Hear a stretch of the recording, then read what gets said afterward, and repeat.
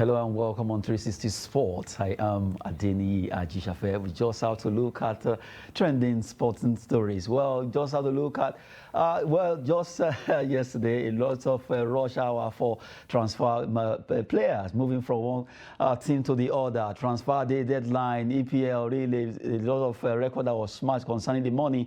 Over £1.9 billion spent in this summer window transfer in England, and you have to consider Chelsea buying the players they've been running after all for a long time now. Finally, they have a 9. That's number 9 striker. Well, welcome you once again on the show. Olawale Peter is here. Let's talk some sport. I can see you smiling. Finally, you got your your player. Adeni, let me say this again. I didn't get my player. Okay. Chelsea got their player. But at least a lot of Chelsea fans will always say, my club, our club. That is what they like. You will be happy for Arsenal that Arsenal also they got their own players. So I think we should just leave it. They should balance it. You should just balance it down. Okay? So it's a very good one. It's interesting to see the amount of money that have been spent. And Chelsea, like you rightly said, I think the pressure will be on them this time around. Because if you look at the amount of money they spent on transfer, from the 1.6 billion, they spent almost $268 million. So that's a record-breaking in British history. They bought about 6 or 7 players, and with that huge amount of money, I think it's massive. So that means there's a result that will be expected from them. And I think the issue is not about the money they spent, but the question is, does the amount they paid for all these players, does it really, I mean, justify or what it? To me, I would say no. Most of this buying, they are panic buying. That's the truth. They are panic buying. So I think it's a very good one. Then also interesting to note, Nottingham Forest. I don't know how they want to do it. Let me hold you on that briefly. We'll be coming to that. Well, let's start with this particular short one, good one from Manchester United. In the English Premier League match that was played between Man United and Leicester City. Good one for Man United. They won there 1-0. Jadon Sancho being the man that scored, and right now they are celebrating. Well, I think it's worth it. They've been able to turn things around after that loss against Liverpool. And let's look at this particular game. Manchester United against Leicester. A lot of people were like, okay, maybe, who knows, they'll be able to do it again, and they did. Okay, just like I said earlier, most of the buying, they are panic buying. Let's take Manchester United, for example, now. Now, they lost their first 2 matches, and the last 3 matches, they've won it. And the 3 last matches that they won, none of the new players that they bought with the huge amount of money that they bought them actually played. They didn't play. What the coach did was to re-strategize. Look at my pattern and style of play. Who are the players that really fit in to give me the results? You look at Maguire, you can't give me, please. Just stay somewhere. See Ronaldo, not that you cannot play, but you have to come For in. now, For now, you have to come in. You look at Fred, you are losing a lot of possession in that midfield. You are not giving me that result. Stay somewhere. Look, Shaw, you are not aggressive as I wanted you to. So that was what he did, and he gave him the result. So that was the reason why they won their last 3 matches. So I think it's a very good one, but however, they still have a lot to do. You know, one thing about Manchester United fans is this, and they are not patient enough when things are not going their way. That's the truth. After their team lost the first 2 matches, they started talking about Eric Kai. Like, this guy is a pro max of so coach. Is not what, but they have to really be patient, because now that things are going well for them, some of them are already anticipating that no, they are going to win the Premier League. They are back to the Champions League. However, if you look at the statistic of what they've done for the 5 matches they've played, they've scored only 5 goals. And from these 5 goals, there's 1 home goal against Brighton. So that means they've only scored 4 goals. And if you look at the real champion, I would say the real champion in terms of Manchester City. When you are looking for goals, you have more than 4, 5, 6 players that can throw in the goals at any time. But Manchester United, they are really still lacking when it comes to that. Defensively, they are doing very well. Martinez and Varane, they are pairing with Malaysia from the flank. It's working out well. They are doing very well, but how long will they continue to sustain this? Not very well that World Cup is coming. Some of the players will go for the World Cup. Injury, fatigue. The real competition will be around November, December, or January. So how well are they prepared for the fight or the battle ahead. I think they still need to sincerely look into what they need to work on. Very well, they are doing very well, but I think on Sunday will also determine if they are really prepared for it or not when they are playing the derby with Arsenal. So far, so good. Manchester United, they are doing very well, but they still have a lot to do if they really want to claim that top spot, because you can see Manchester City, they are firing from all cylinder. They've played out 5 matches, they've scored about 13 or 15 goals together with Liverpool also, even though they too, they are having their own downtime. And the attitude of a champion that I saw in Liverpool and Manchester City, I've not seen it in any other team this season. Okay, on 2 occasions, Manchester City, they've shown that they are a true champion. Their games against Newcastle, they came from behind. Their games against Crystal Palace, they came from behind. And the last match also between Crystal Palace and Liverpool also, we saw what they did. They left it late. They left it late, but that is the fighting spirit of the champion. Until the other teams have been tested also, and they are able to overcome and sustain the momentum, we'll say that, okay, they are ready for the league. For now, my best bet, I'll still give it to Manchester City. Tottenham also, they have that spirit against Chelsea. We saw what they did. They didn't give up until the last minute when Harry Kane scored the 9-minute goal. So it's a very good one. But I think Manchester United, a very good match yesterday. The spirit is high. They are motivated, but they still need a lot to do if they really want to compete. Because Premier League this season, take it or leave it, it will be very, very, very, very tough. It will be very tough within the teams that will be fighting for honours in the English Premier League. Now, so let's look at the top 6. After that game was played just yesterday, we look at the EPL top 6 right now. Arsenal are topping with after 5 matches with 15 points. You have Manchester City with 14 goals, 13 points. Spurs, you have 11, and you have Brighton. Well, surprisingly, they are really fighting for honours. Manchester United and Liverpool are standing 5th and 6th on the log. And let's also give this to Arsenal, sincerely. And I think this is going to be the first time that we're going to have a team winning 5 out of 5 games in Premier League. As in, from the beginning of the season, you play your first 5 and you win everything. I think they've done very, very well. Extremely well. Extremely well, and they're exceptional. They've gotten their bearing. However, it's still early to call. That's the truth. Then if you look at Manchester City, they are not really giving anybody a breathing space this time around. They really want to win this trophy for the 3rd consecutive time. They want to equal the record of Manchester United, because they are the only team in Premier League that have won the Premier League on hat-trick, back to back. So they too, they are following that path, and we can see the close marking that Tottenham is giving them. Then Arsenal also, they're going to give it to them. So it's a very good one. Then for the Brighton, I think we should not write them up. That's the truth. Their main purpose is survivor. You know, and they are really surviving for now. It's just to survive, because if you look at the Premier League, we can categorize it into 3 or 4. Those that are fighting for title, those that want to play in Europe, those that want to be mid-table. Some, their own is, I don't want to play Europe. I don't want to win the Premier League, but I want to remain there.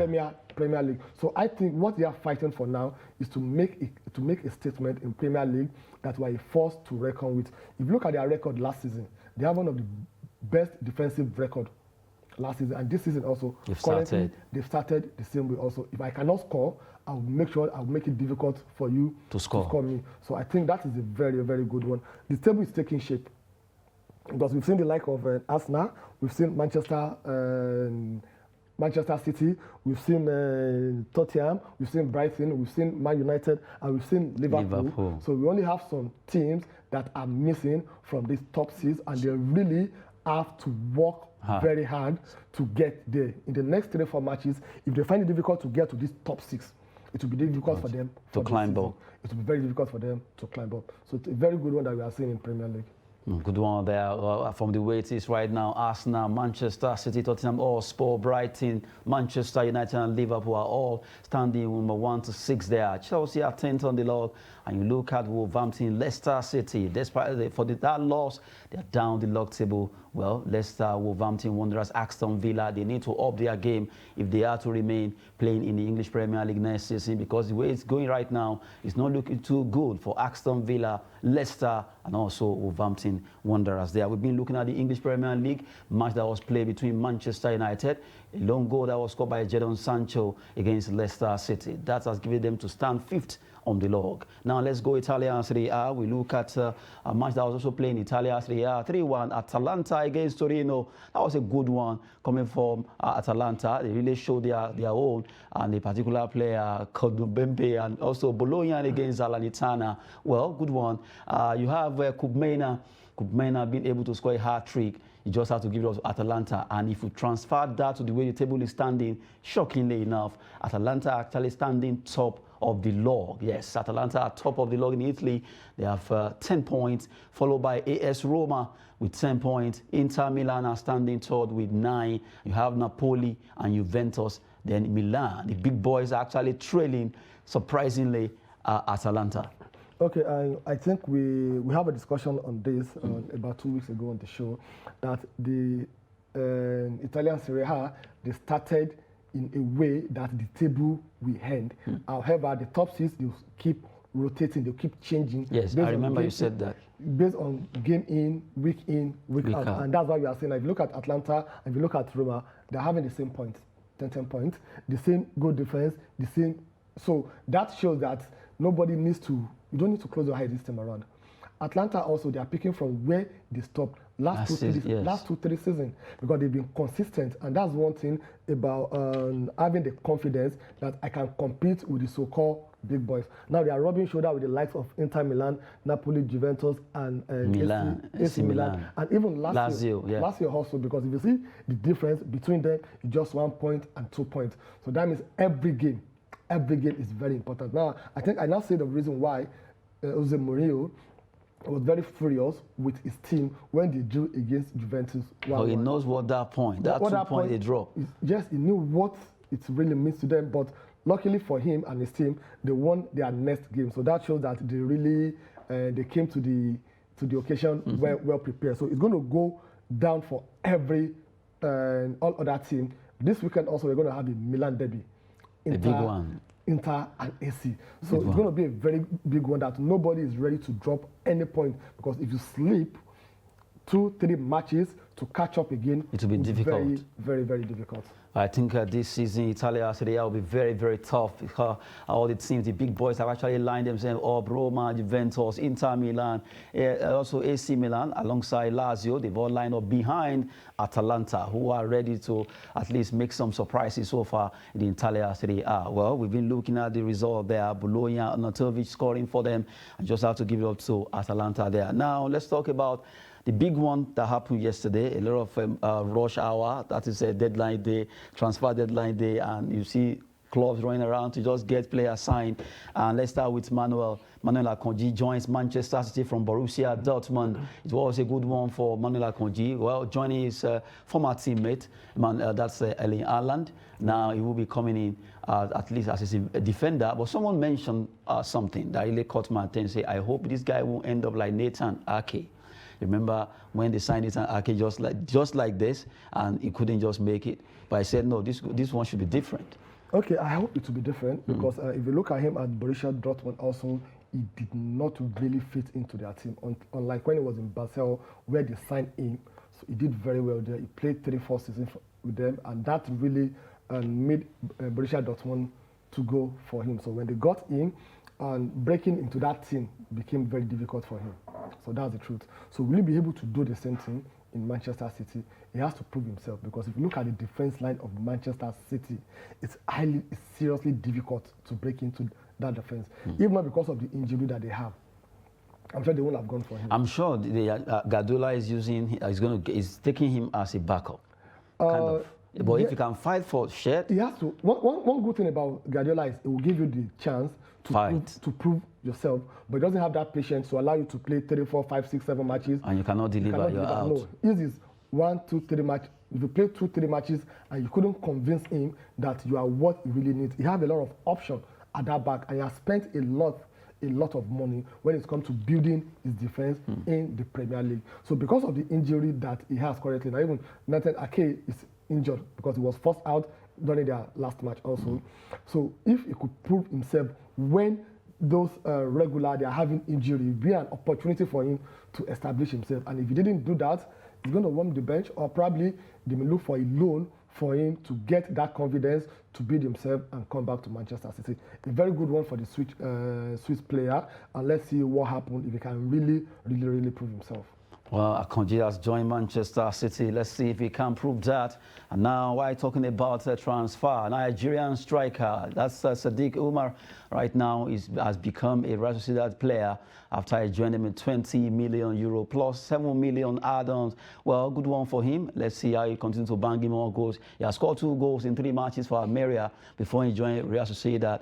I think the Nigerian that's played here, I remember Mutiu Adepoju was there, and now we have Umar again coming in to play. Yeah, Umar is the second Nigerian to play for Real Sociedad after Mutiu Adepoju, and a very promising, prolific and talented striker. And in the second division, where he worked with other teams to bring Almeria to the to La Liga, he scored 18 goals last season, and season before he scored 20 goals. So that shows that he has been very consistent. And what Almeria want to do is they need money, and Real Sociedad came knocking. And Real Sociedad, they did a very good transfer. They did a good business. They sold Isak for 70. Alexander Isak for 70 to Newcastle. A player they bought from Borussia Dortmund in 2019 for £10 million. Just 3 years after, they sold him for 17 million. They made a gain of 60. And what they did was to buy a 20 million. So that is one of the reasons why I argued the other time that the rate in which they are hiking the price of player going to Premier League is not the same when it comes to other European league. If it is a Premier League that is coming from Sadiq Umar, believe me, they won't have collected that 20 million pounds. Probably they'll be asking for 40, 50 or 60. So a very good one for the club, for Almeria, a very good one for Real Sociedad, a very good one also for Umar Sadiq. Himself. Why? Because it's going to replace a striker that have left. So there's a vacuum for him to fit in. He's not going there to fight for honor. Go in there and deliver. Going there to prove himself, which I'm 100% sure that he will go in there, he will prove himself. Who knows, in the next 2 or 3 years, probably some other big clubs will be coming for him for 70 or 80 million pounds. Who knows? Maybe Sadiq Umar will be worth 80 million pounds in the next 2 or 3 years. Well, it has been a wonderful one for Nigerian players moving from one club to the other. Emmanuel Dennis, he moved also to Nottingham Forest 20, and you have Awoni 17. Hopefully, they will get better in their performances. Now, we move away from there. Let's talk about a player who really wanted to move to join either Leeds United or OGC Nice. Baba Dieng from Senegal was hoping that he would be able to sign on the deadline day. While he was moving to, trying to move to Leeds United, OGC Nice came knocking. They offered more money, and he wanted to move to OGC Nice by dishing Leeds United. Alas, he failed his medical. What a way to go. I don't know, maybe I should call it village people calling. Seriously. Or greed. Yes, because if you look at it, you have agreed with Leeds United on social, and okay, I'm coming just to go to the airport to move. Then LGC came knocking. They want to hijack him. They actually hijacked. They hijacked him, got him, okay, let's go for medical. It was the medical that failed him. Now he failed the medical and he has to go back to Marseille. Okay, honestly, it's not a good one for him. It's not a good one for his reputation. Also, that's the truth. You should be a man of your word, and integrity and honesty, it means a lot. Once you have an agreement with Leeds, honor it, and you're on your way going, because the other club, OGC Nice, that hijacked the deal, they saw you before. They didn't think about coming to you. You're on your way. It's at the airport. Like, you have to make that. I think it's a very wrong move. Not that I'm happy about what happened, but I think that will serve a lesson not only to him, but to other players, that once you have an agreement, you've made up your mind, it shouldn't be for money. And look at it. He's a fantastic player. Going to Leeds to pair up with Rodrigo in that their midfield and Anderson, it will be a very Will good be the thing. best, It will and be a very good one for him, and other people will use the opportunity to see him. In In fact, I was already telling someone that if this guy moved to Leeds United, believe you me, in the next season he's leaving Leeds United. Because either Chelsea, Man City, or all these top clubs will come and pick him because he's a very, very good player. When did you start categorizing Chelsea as a top club? No, at least they are still one of the top, no matter how you want to see. Even though their performance dropped now, you can't just forget the fact that Chelsea, in a hurry, no, they are one of the best. I'm when sure it the comes Chelsea to fan will football. be happy with you for the first time today. Oh my goodness. Well, fact is, they are one of the best in England. You just have to say that. Well, we've been looking at some transfer story, and let's look at the one that really got Chelsea fans happy was finally they got a top 9.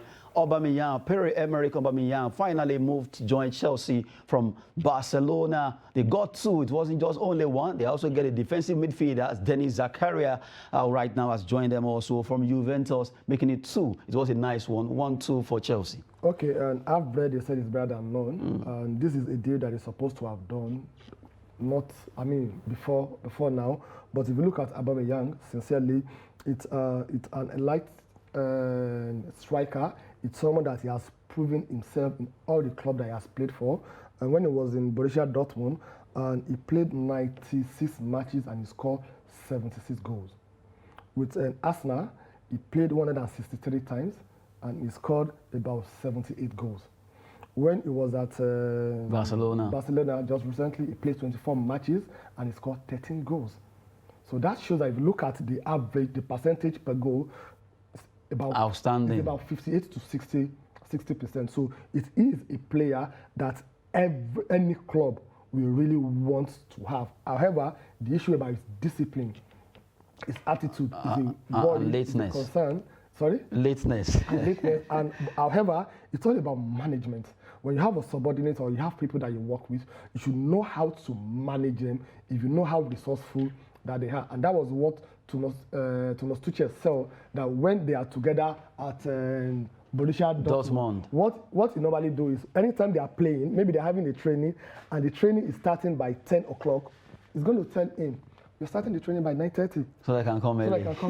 So it's all about management, and that's one thing that Arteta failed to do. That's the truth. It's not only about Aubameyang.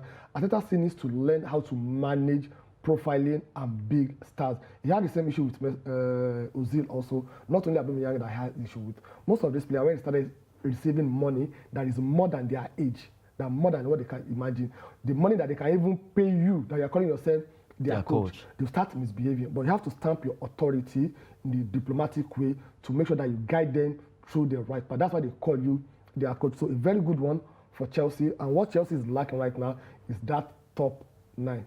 They are really, really, really lacking that one. Then for the second signing also, Denis Zakaria, a very good defensive midfielder. In fact, in him, I saw the combination of Michael Ballack, Kante, what do we call Jorginho. I saw everything in him. So, and him coming on board will be able to will give the Chelsea team their midfielder, like Jorginho, for example. He made a lot of mistakes when he's playing as a defensive midfielder. It will give him the opportunity to go up front. Kovacic also will give him the opportunity to play their free role as a creative midfielder. So he was going to sit in between the defender and the creative or the attacking midfielder. A very good one for him. And if you look at him also, he looks more like Michael Essien with combination of Makalele. Yeah, of course, Makalele yes. Essien. So that's what I really saw in him. So it's a very good one for him. So the pressure is actually on the coach right now, because you can't spend £268 million British record in a single transfer and you will not deliver something at the end of the season. In fact, by now, if you have written his resignation letter that if I did not deliver anything this season, I'm out. Let me just go voluntarily, morally, because he has gotten everything that he needed. Though some of the players, to me, they have been overpriced.